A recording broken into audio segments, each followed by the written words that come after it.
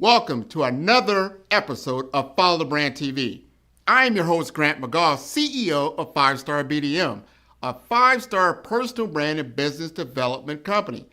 I want to take you on a journey through another deep dive into the world of personal branding and business development using compelling personal stories, business conversations, and tips to improve your brand. By listening to the Follow the Brand TV series, you will differentiate yourself from the competition and build trust with prospective clients and employers. You never get a second chance to make a first impression. Make it one that will set you apart, build confidence, and reflect who you are. Building your 5-star personal brand is a great way to improve your skills and knowledge. If you have any questions for me or any of my guests, please email me at grant.mcgaugh@5starbdm.com. Now, let's begin with our next episode on the Follow the Brand TV.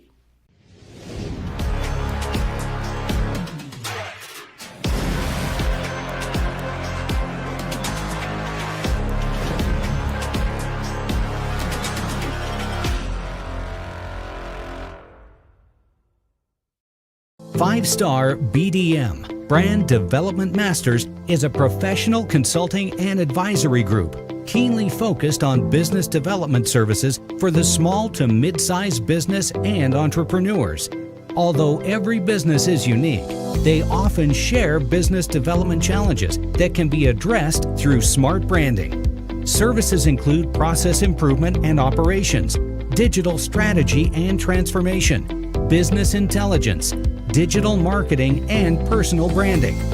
Our business and personal branding company has helped a number of professionals and organizations to optimize and grow. This results in more business, more opportunities, better reach, positive outcomes. Visit www.5starbdm.com today to learn more. For decades, artificial intelligence was a silent force, known only to scholars, engineers, and the world's most powerful minds. Flickering images of clunky computers and early robots remind us of AI's humble beginnings. But in 2022, everything changed. The world met ChatGPT, a groundbreaking leap in AI technology that captured global attention and imagination. Social media exploded with headlines proclaiming, "AI is taking over, and the future is now." AI was no longer just a concept, it was a reality. But the evolution didn't stop there. Enter Agentic AI, an intelligence that doesn't just answer questions but takes action. This new wave of AI is reshaping our world in ways we never imagined. Agentic AI represents a monumental shift. It is intelligence that reasons, makes decisions, and propels us forward without waiting for permission. Imagine AI that monitors a patient's vitals in a hospital room, generates real-time financial insights in a corporate boardroom, and seamlessly transitions customer service chats to human representatives. This is not the future. It is happening now. Mandeep Maini, speaking with unwavering conviction, emphasizes, this isn't the future. It's happening now. AI that makes decisions. AI that reasons. AI that moves us forward without waiting for permission. Her words echo the transformative power of agentic AI, urging us to recognize the profound changes unfolding before our eyes. Grant McGaugh adds, this changes everything. Business, healthcare, our daily lives. Are we even ready for this? The impact of agentic AI is vast and far-reaching. From AI-generated stock market predictions to AI-assisted MRI scans, the technology is revolutionizing industries and challenging our understanding of control and autonomy. As we stand on the brink of this technological revolution, we must ask ourselves, will we control AI or will it control us? In a futuristic lab, a robotic eye processes trillions of data points. Join Grant McGaugh and Mandeep Maini in this electrifying episode of the Follow the Brand podcast, where the past, present, and future of AI collide. The revolution is here. Are you listening? That's a really important question and consideration when it comes to adoption. How will we go about it? A very important aspect of AI implementation, and that's where I focus my work on, is AI adoption in healthcare specifically, is preparing the workforce.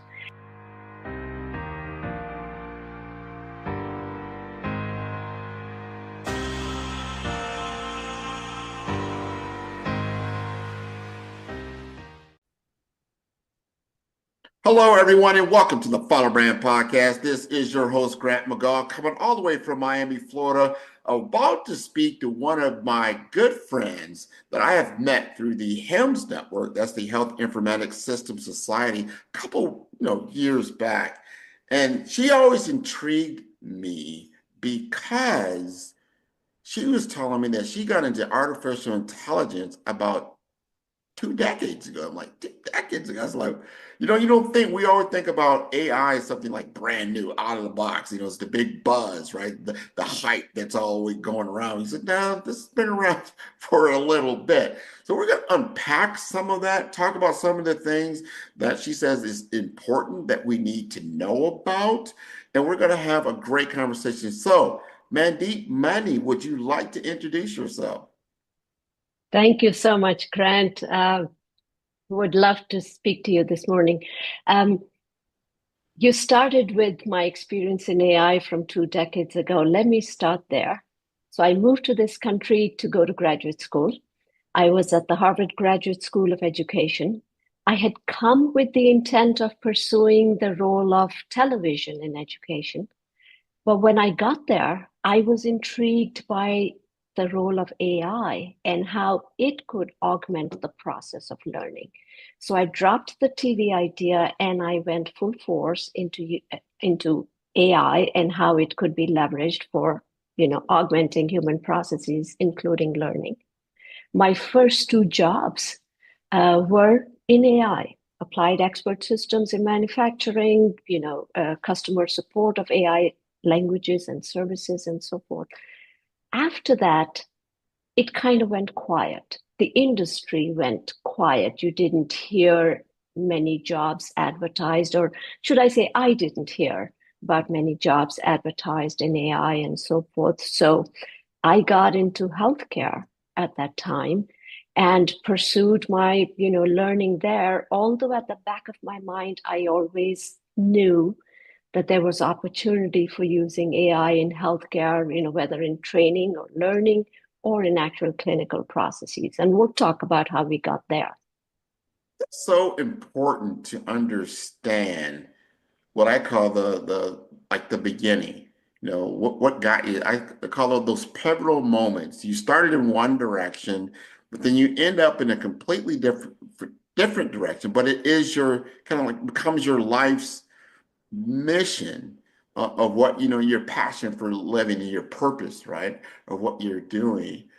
And so you kind of answered some questions we already wanted to know, like, have you always worked in AI? And you tell us how you kind of move that around. I want to know, I'm going to just jump right into it. What has changed in the AI spectrum, when it comes to like ChatGPT, like launching in 2022, when that kind of like hit, you've been in the industry for a long time, but then you said, wow, large language models. Did we see that actually coming and becoming the thing that it's become now? What are your thoughts around that?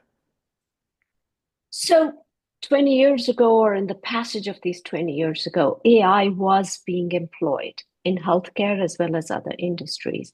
But it was the academicians, the academics, the researchers who were using it and applying it, pursuing it.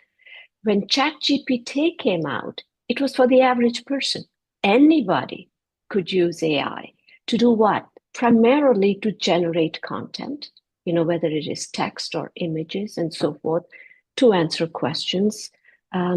So anyone could use it. Therefore, the buzz that it created, so traditional AI was kind of used by niche players, should I say, the academics, the researchers, healthcare folks as well were using it for radiology and scheduling and so forth.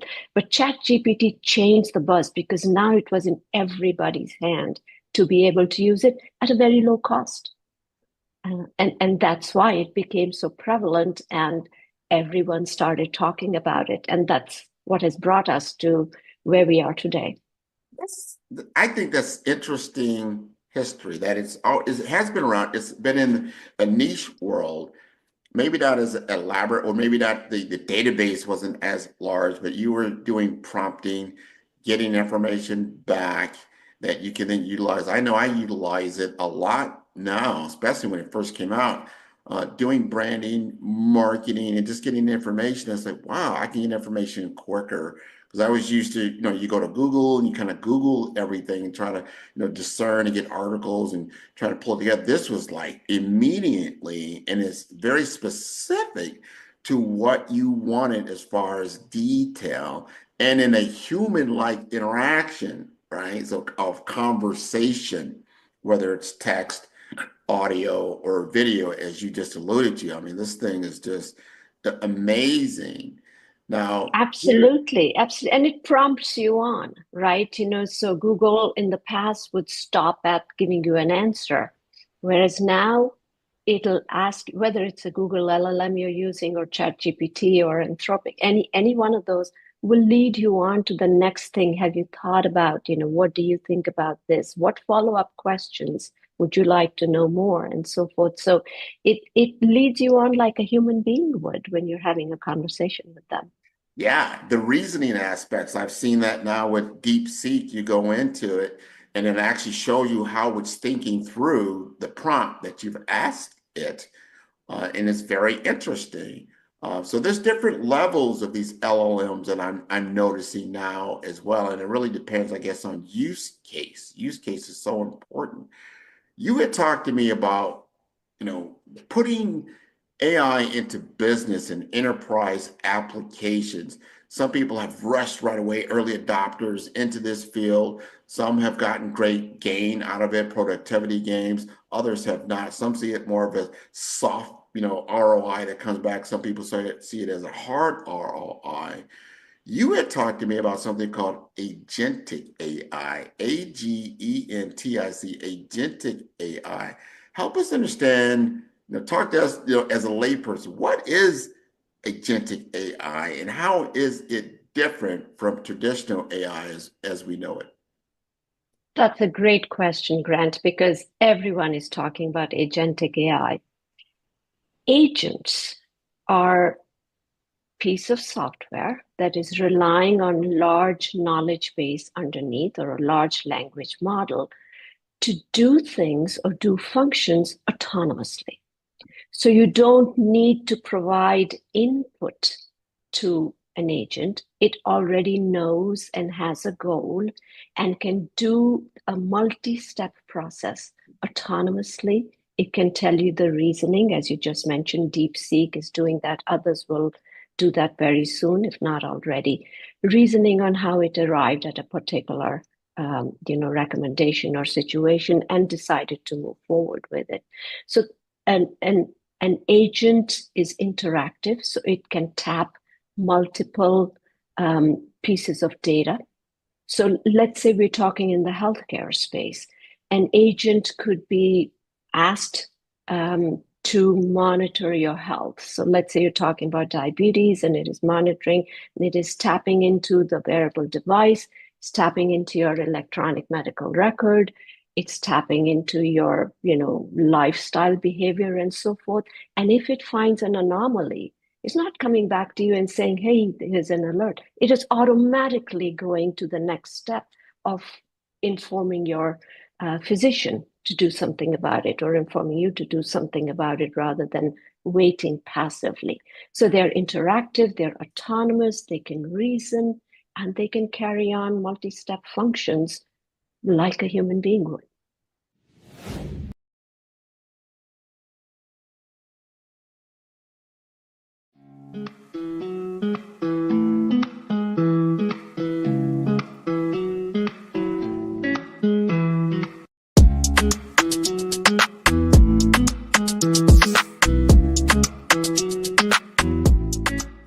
This is an exciting time to be in digital marketing with the advent, the explosion of generative AI chatbots. They're better known as ChatGPT. There's Bard, there's Claude, there's all kinds of this new one came out called Gemini. There's so many different tools that really what it comes down to is that it's made my business more precise. I can do things more quicker, I would say, and to elevate my brand messaging to a level that allows me to be as creative as possible.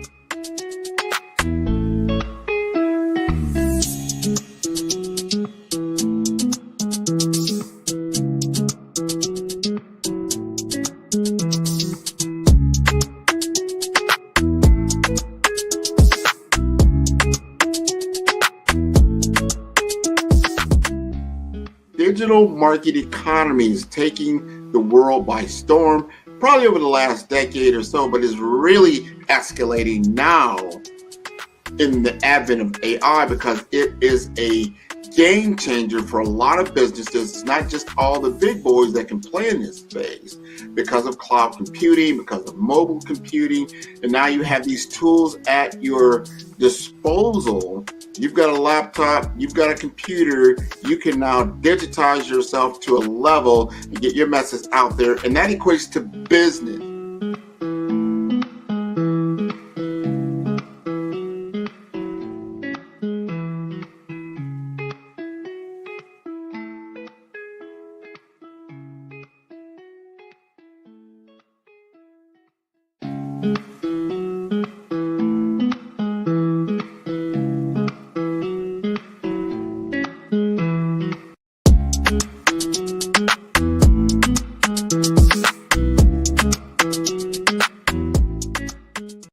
Greetings. I am Grant McGaugh, the CEO and guide behind 5-Star BDM, your sanctuary for business transformation. Here, enterprises are reborn through the harmonious synthesis of strategy and state-of-the-art technology, all under the illuminating embrace of artificial intelligence. My journey is fueled by an unyielding passion to unlock the boundless opportunities embedded within technology.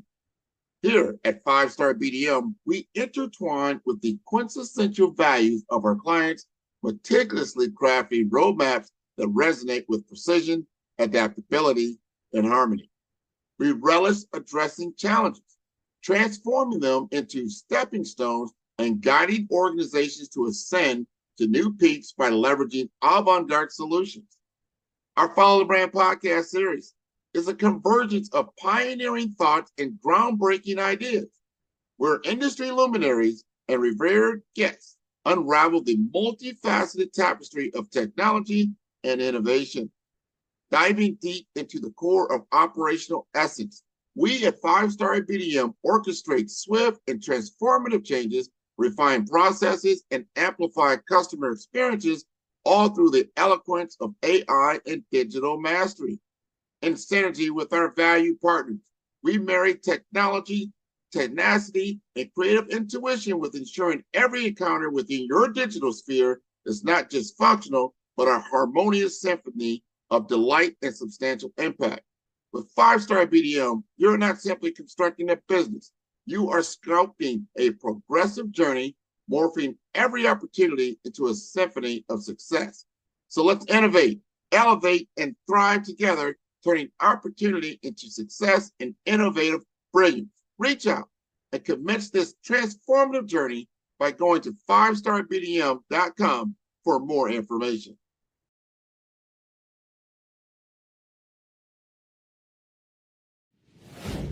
That is a game changer. Now you're That telling me is that the definitely a machine game is changer. actually like thinking through, reasoning through, without that human in the loop intervention or oversight to a certain degree. And I guess it really, since it has that capability, and when I think of agentic AI, I'm thinking, all right, you have customer service, right? Mhm. And then there's always a challenge right now in turnover, high turnover in the customer service realm. We get that tier 1, tier 2, tier 3, just to get support for whatever it is, product or service that we're looking for. How do you see the use case of a robot, a bot, an agentic AI bot in that scenario, is that a good or bad thing? I think it is going to be a very valuable thing, not just from an experience, customer experience point of view, but also in terms of ROI. So imagine now you go to, you know, any site, any kind of industry for help, and most of them have these chatbots that are pre-programmed with questions and answers, and you ask a question, it answers. However, if the question you are asking varies a little bit from how the bot has been programmed, it keeps repeating the same answer, and it's a very frustrating customer experience. If you're using an agent who I just said before can learn on the fly and can take action to the next step, you don't get stuck. If the agent is not able to answer a question, it might ask you, would you like to be connected to a human being, a customer representative to ask the next question? Or it is understanding why you're asking a particular question and because it has looked at your data that it can do autonomously and interactively and saying, are you asking this question because of A, B, and C? And so it's a much more interactive conversation that actually leads to value provided to the customer. And if customers feel they're getting value, they will pay for that brand. I've heard of a lot of customers, and I will include myself in that, the level of frustration if you're not getting it. Now, I talked a little bit about ROI. Human beings, and we're talking about the customer service use case, which can be across industries. Human beings cost, and even as they are outsourced to cheaper labor countries, they can cost anywhere, $30 an hour, $25 an hour, and so forth. Agents will be in the cent or low $1, $2 an hour. So the amount of savings is going to be tremendous, along with the customer experience that is going to be way better than it is with the current technology that we have. Now, that is interesting because you can't avoid that. Being in business, you're saying, hey, I'm already paying $25 to $30 an hour for a particular human customer service experience. I can get a better experience through agentic AI, avatar bot, whatever you want to call it, for $1 to $2 an hour after deployment. You got to remember, it's got to be deployed. The implementation of it and the have that wraparound experience. Here's my question on this, or my concern, because we've had these problems, and I talked to you a little bit about this a couple of days ago. And I'll give you a real scenario. Is that I had a friend of mine that had rented a rental car. They landed, took the airplane, boom, got a rental car, but they had left their device in that car. There was something wrong with that particular vehicle, so they had, before they even left the airport, they had to get a different car. He said, oh, let's put you in this car instead of that one. So they did that, but he left the device in that particular car. So he left, he went to his destination, then he realized he didn't have that device. Now, there he called the airport, they gave him an 800 number. The 800 number is not local. It was down like in Texas or some other location. He said, hey, I just need someone to go up and get the device out of that car and then put it into lost and found, and I'll pick it up. Not so simple. Not simple at all. Could never get directly back to the rental car service that he was at in the city he was at. The direct number was not available. It became a nightmarish scenario. And by the time they actually figured it out, of course, the device was no longer in the vehicle. Nobody could even locate it. And, and the story went from there. But I've heard of other people saying, hey, it's just sometimes I need a human in the loop, but I need very ease of use with technology. Sometimes technology can get in the way. Sometimes even though you have a human in the loop, the human can't get out of the way of the technology to get a simple hey, if you just called them and asked them, get out there, it could have been so simple. Will this exasperate the situation, or do you think this could be a solution? So I just want to address two things you've mentioned before I answer that question. Absolutely, there will be some upfront investment before we go to agents and saving the money that we talked about. So people should be aware of that. You've mentioned human in the loop a few times, and when we first started, and I think it was due to caution and fear of reluctance to adopt, people said, no, there will be a human in the loop. It's not the machine going wild and doing anything.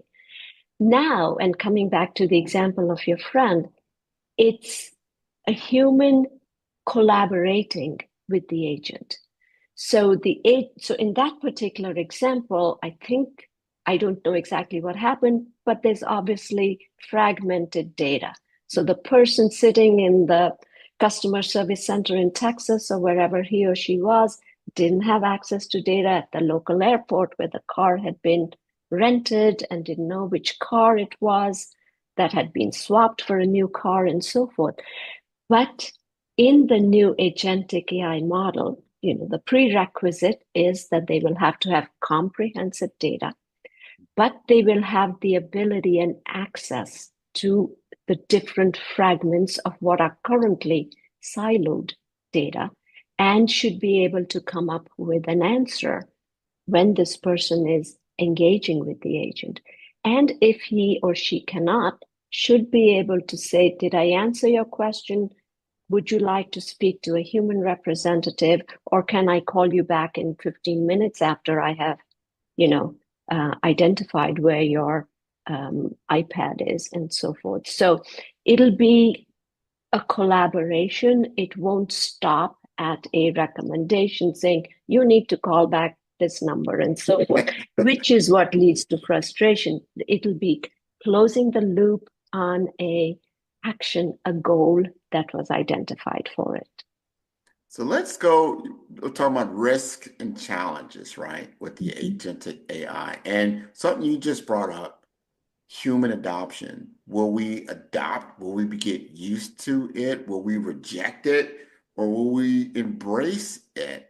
Talk to us a little bit about these risks and challenges of using AI in enterprise applications.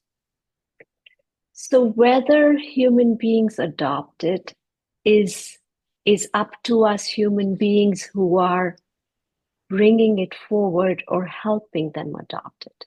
Trust, as you know, a big factor in the equation. So we have to go through one by one to address the issues that might prevent people from adopting it.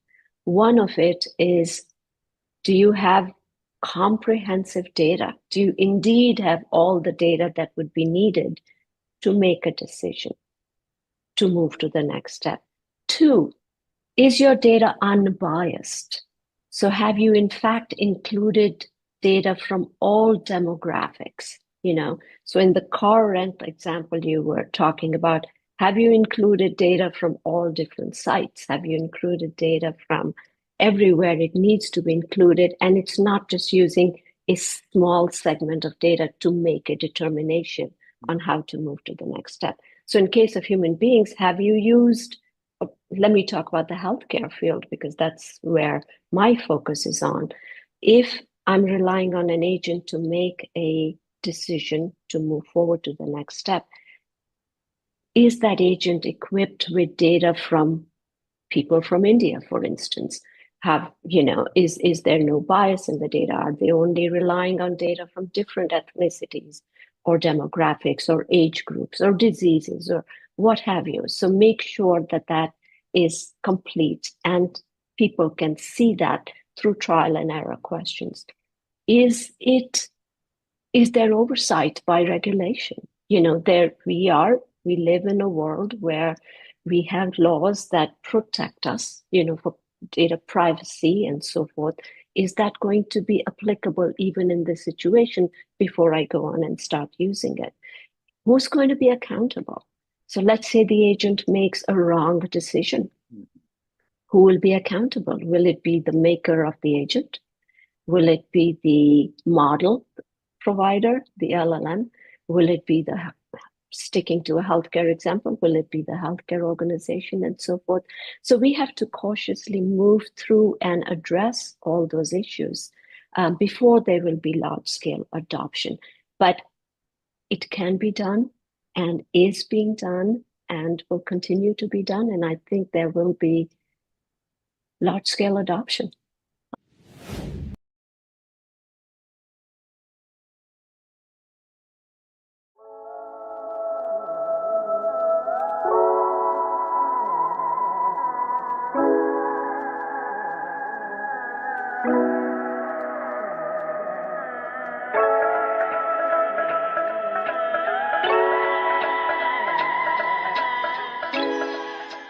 I'm a technology strategist, and what that means is I sit with businesses, I try to understand where they want to go, how they want to get there, and figure out how we use technology to get the business there. So my role is actually very simple. It sounds complicated, but it's very simple.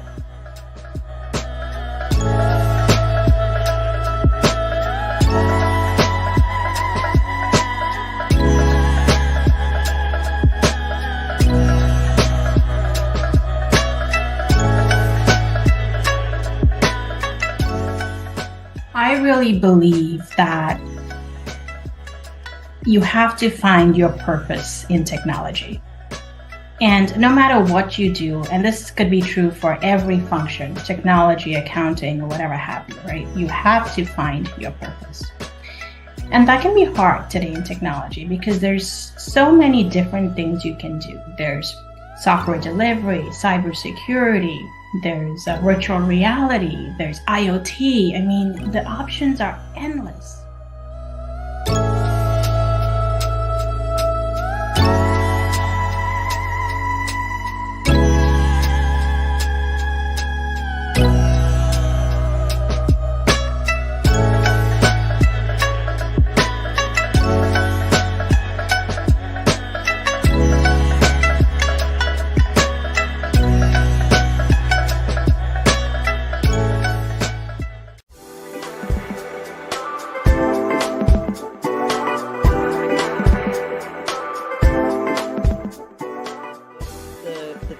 A lot of people say the future is artificial intelligence, right? But I say the future is not artificial intelligence. The future is quantum artificial intelligence.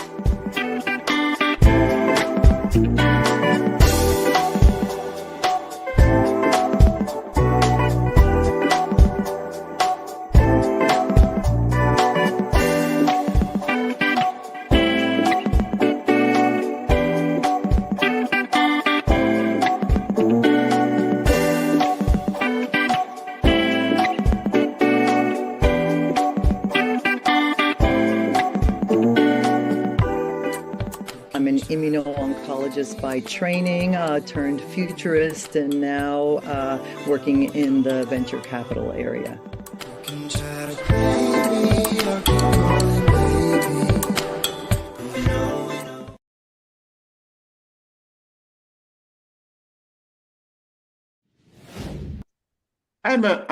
I'm going to agree with you. But over time, just like on anything new that comes out, the internet's now been around, let's just say 25 years in major use, right? But it didn't happen overnight. Just like putting your credit card on the internet didn't happen overnight. You know, it over time you got the trust, and that's because certain entities, as you were saying, government entities, throughout the world got together and said, okay, now this is a trusted experience, and we'll back you up just in case, hey, if somebody, gets your numbers or anything of that nature, there are avenues in place that will help you. So we got to see where that goes. There's a lot of things in the air right now. In the AI legislation world, what is this going to really, look like from a governance standpoint? We don't really know. But I'm glad you brought up that point. I always look at almost like an automobile. If, say, you did run into someone or something, who's at fault? That's what I heard you say. Who's at fault? So there's a a process you have to go through to determine what that fault is. And maybe we get AI insurance. I don't know. We'll see what that looks like. But man and machine have been interacting for a long time in the industrial age for the last 130 plus odd years. It is a tool, it is a machine, but it is an intelligence that we have now released into the wild, let's just say, of our human kingdom that can think or outthink potentially the average human being. That's not something we're used to dealing with. But I look at it almost like having, and I date myself, the Webster's dictionary, like on steroids. I get my answers immediately because it has all this knowledge and it has it real time. And that's what I like about it. Now, I know we talked a little bit about if agentic AI will be adopted in enterprise architecture, what will be the impact on the workforce? Because you just said, if I'm paying the customer service agent, I mean, just to support that whole process is $25, $30 an hour, and I'm going to replace it with $1 or $2. But what happens to that human in the loop? What happens to the workforce? Will they be laid off? I mean, there's a lot of concern. There's even in Silicon Valley, certain people. I know there will be disruption, but can you give us an idea of what you see on the horizon? That's a really important question and consideration when it comes to adoption. How will we go about it?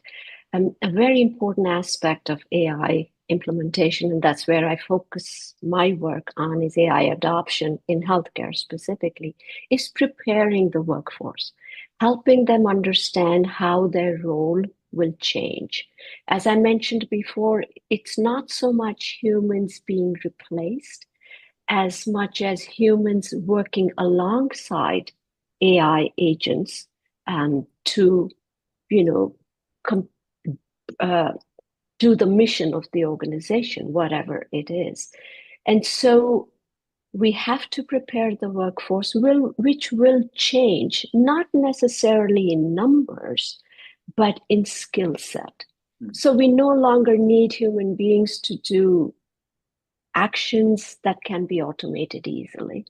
We've been seeing that even with, the internet and so forth. We will be needing human beings to provide skills that an agent cannot provide. So in the healthcare space, for instance, no matter how good an agent may be in analyzing whether a person has a specific kind of cancer or not, the agent can never show empathy, either to the patient or to the patient's family, so on and so forth. So there are skills that, in spite of AI, only human beings can provide.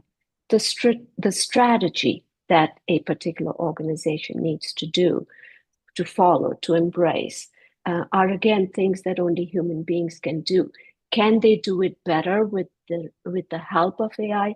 Absolutely. So it'll be a collaboration between human and AI, and the human beings who are embracing it and willing to and receptive to changing their business models, their own skills, will probably continue to thrive. And it may be a little bit difficult for some other folks, but that's where change management comes in, and the organizations will have to be very mindful and skillful on how they prepare their workforce. It'll not happen overnight. Clearly, it'll take time, and we can have test cases where we employ agents and help part of the workforce embrace the technology and so forth, and then they will become the evangelists if they see the value in it. So we will have to work very carefully to make that determination, which will help adoption of the technology. Like that. The change. I remember working and there was not a computer in front of me. Then I watched over time. It was a green screen. I remember that. I was working at a reservation center years and years ago. It was a green, and it wasn't intelligent at all. It was just input and output. I mean, that was basically it.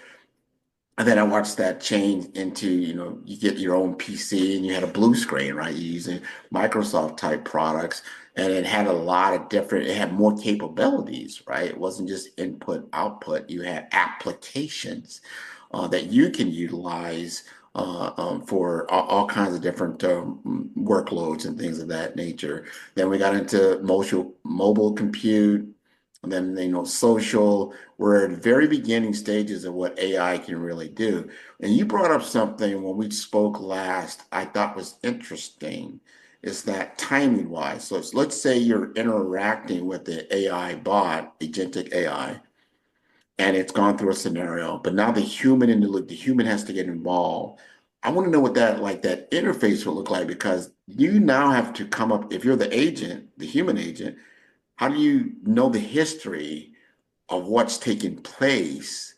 So when you come online with that human-to-human interaction, you're in step, you're in time. You don't have to be like, what happens like in the hospital, right? You give all your information and then you go through all this thing. And then an hour or two later, you go to another department and they start asking you the same question over and over again. So you don't want that. How is that going to be worked out, do you think? Absolutely. And I think you've hit upon one of the biggest challenges in implementing agents. It's what I call orchestration. Mhm. So from a customer point of view, like I said, in any business, the most important person is the customer. And you need to keep the customer satisfied, engaged, and so forth. So from a customer experience point of view, this interplay between agent and human being has to be seamless. So the patient, again, in a healthcare example where I am focused on, should not be concerned about, am I talking to an agent? Am I talking to a human being? What is going on here? Oh, I'm going back to it. That needs to be absolutely seamless. And that's why the term orchestration is being used. And there are companies who will enable that. Clearly, there will be software companies that will enable that. But as adopters of this technology, organizations have to be careful of that as well. So you may employ agents, let's say in the customer service space, but when there is a handoff to a human being because the agent was not able to satisfy the customer, or the customer wanted to speak to a human being, there has to be a handoff, and it has to be seamless. And that's where the quick turnaround of information between agent and human being will be able to see the history of what has gone on, not in a long time away, but very quickly, and get to the issue to resolve it and so forth.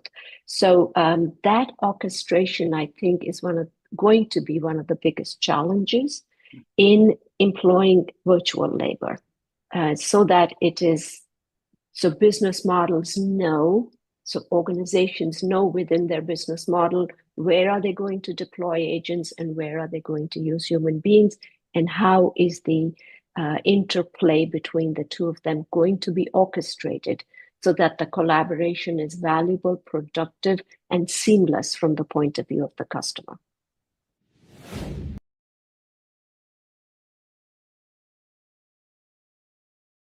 Welcome to Lead with Impact, Vision to Victory, a transformative 1.5-day workshop crafted for healthcare and STEM professionals. Elevate your leadership potential with real-world strategies. This groundbreaking event offers an immersive experience, equipping you with the tools to advance your career and influence. It's designed to empower you to lead with confidence and clarity.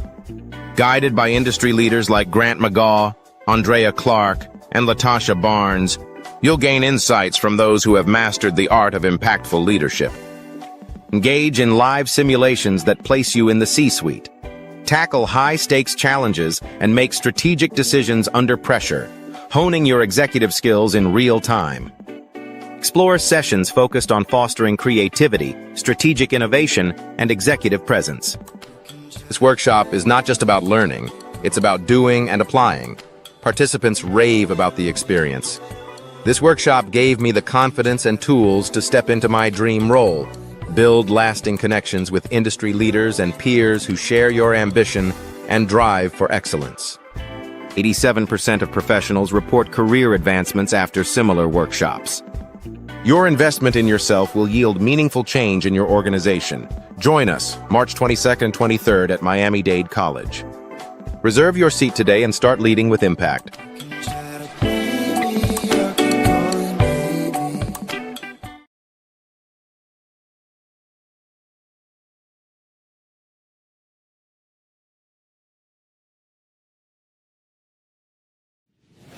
This is important. And I want to ask you this. I wonder, will you have it like right now you get a disclaimer, this call is being recorded, da da da, that kind of thing. Will they say like you are talking to, because it's so the fidelity of some of these agentic AI engines, you cannot tell if you're talking to a robot, a program, or a human being. I wonder will you get a disclaimer, hey, I'm Grant, I am an AI, your AI avatar, let's say, and just to put it out there so you know who you are talking to for the most part.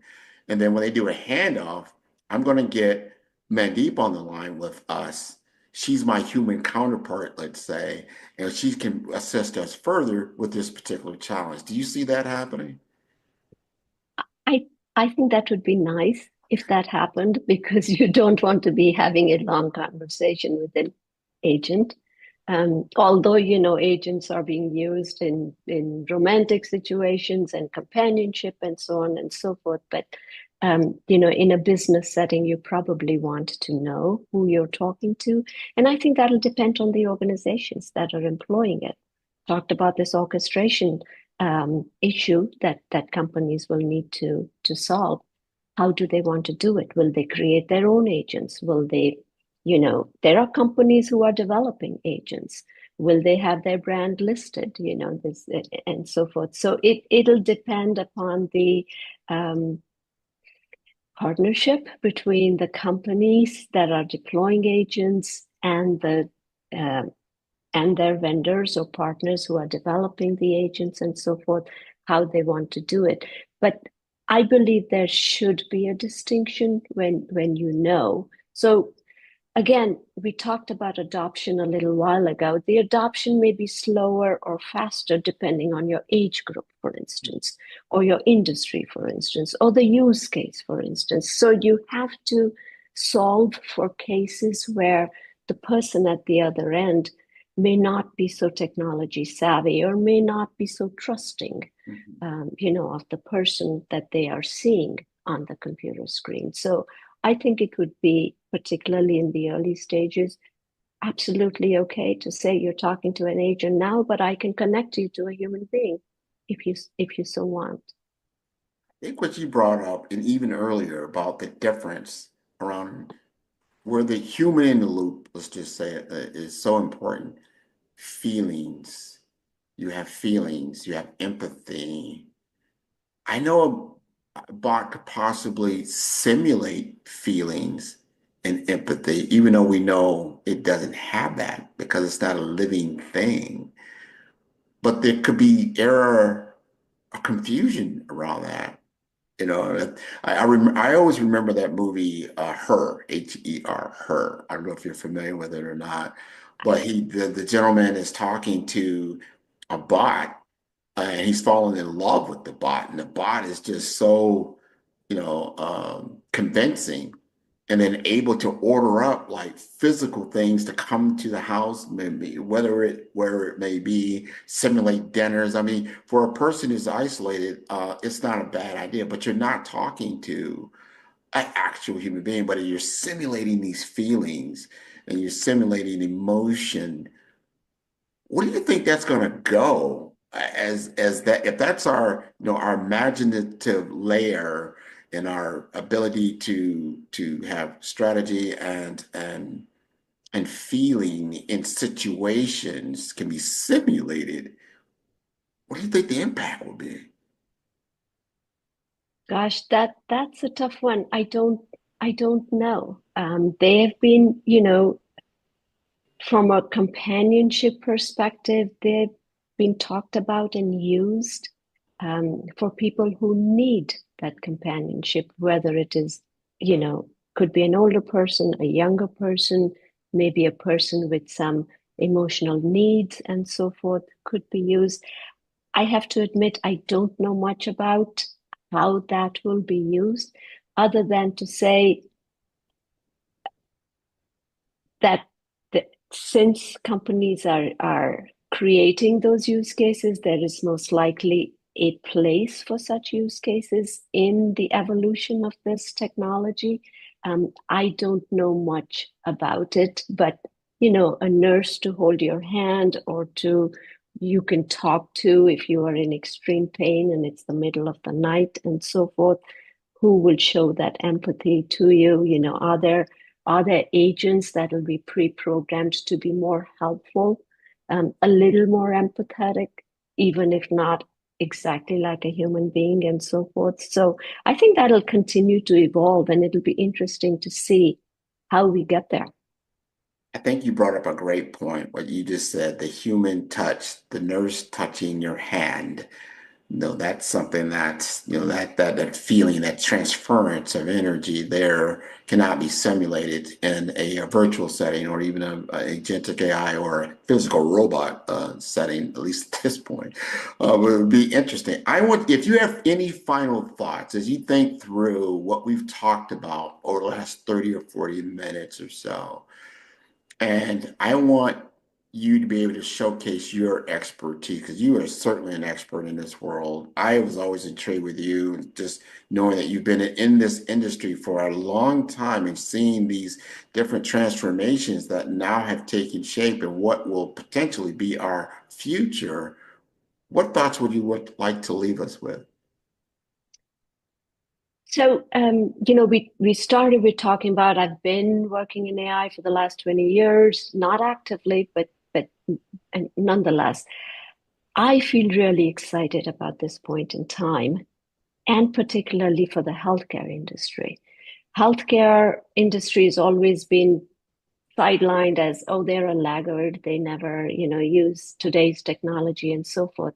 But if you look at the issues in the healthcare industry today, the long wait times, the fragmented data, the medical jargon and so forth, it's very difficult for people to access healthcare. And lately, since the pandemic, there has been fewer numbers of clinicians and so forth. A lot of nurses left the profession and so forth. So I think in healthcare in particular, again, I cannot speak to other industries per se, this agentic AI technology can be a game changer, to create more access, to create more transparency, to just leverage data that currently is siloed and human beings have difficulty, doing it. Like you mentioned, Grant, you answered the same question 3 times during one medical visit and so forth. So I feel very excited about what this technology can do, and I think I welcome organizations who are innovative and thinking forward to adopt this technology. People like me are around to help them think through and prepare through all the stages of education and preparation and implementation, integration, so on and so forth. But I think there is a lot of value in what is to come. So true. I am going to thank you again for being with us because you're sharing knowledge that we're going to this unknown world, and we need people like yourself that truly understand this technology and its capabilities and what can be a better experience is what we're looking for, right? And this is wonderful. And so I would encourage you to first let us know how to contact you because I know a lot of people like this. You got to start with the idea and take a look at the current state of the business and what those true gaps are, and then understand what you're getting yourself into. Not just deploying the technology, but the retraining of the workforce to understand their place. Because right now people are like, oh, I don't have a place. I'm the one taking triage in the calls. Like, no, and I know, especially in the technical world, you have tier 1, you have tier 2, tier 3, tier 4. maybe that kind of style, like tier one may be more automated, depending on what it is. It's a simple fix. But as the complexity and the situation is more, and now I'm going to say it like this, human-like, meaning you need more human interaction. It realizes this, and then it can make that handout. So that orchestration piece you talked about, so important. So how do we get in contact with you? So you can reach me on LinkedIn. I have my website, Ingenuity Advisory Partners. You can reach out to me through there. Grant, if someone contacts you, feel free to give them my phone number or email. I'll let you use your discretion on doing that. But yes, I would love to continue the discussion. And it doesn't have to be a consulting engagement. I do a lot of public speaking and just educating people, as you mentioned, and that is the purpose of this particular session as well, just educating people on what is possible, what they can do to prepare for it, and why they needn't fear, or how we can help them overcome the fear that would lead to more trust and more adoption and so forth. So I welcome anyone who would like to be in touch with me through LinkedIn and my website. All right. And I have one more question for you. And this is a personal question, but I've been asking this a lot for my guests. And this is how I get real live feedback. Mandeep, how did you enjoy your podcast interview on the Follow the Brand?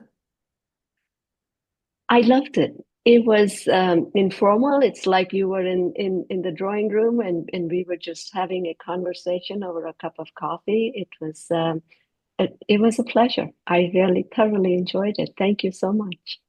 I enjoyed talking to you. You're such a wealth of knowledge.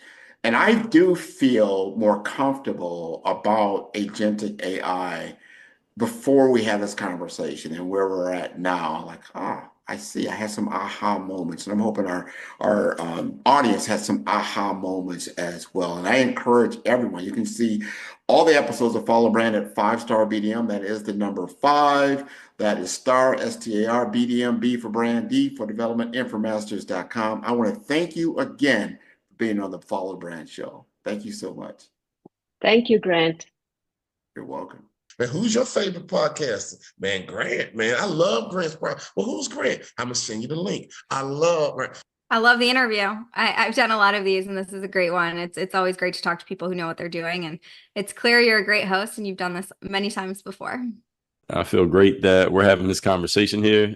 Met a new person in business who I previously didn't know. It was an amazing podcast. Grant is an amazing interviewer. I learned a lot. I really enjoyed this. Great questions, great talk track. Super appreciate you having me on. It's been a very fun episode to talk about a lot of things that I don't always get to dive into. So this has been a fantastic conversation. I wouldn't be where I am here today, of course, not on this stage. However, not in my current business projection and my current business model without working with you.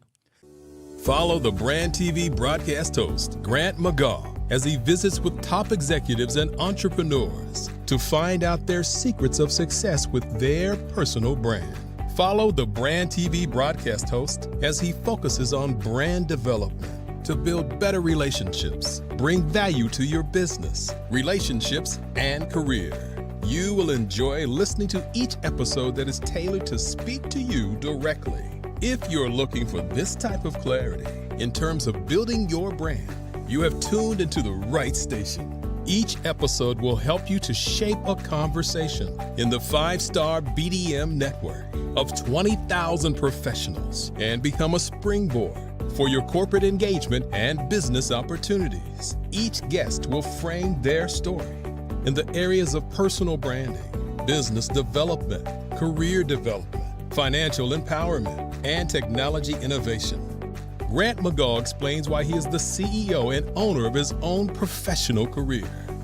Grant is an accomplished business leader and entrepreneur who wants to give back to individuals to grow their personal brand strategy. Tune in as he weaves his story about new possibilities, while to you exceed expectations. If you love storytelling, this show will make for fun. tune in for our next show or click on our website at www.5starbdm/followthebrandtv. Thank you.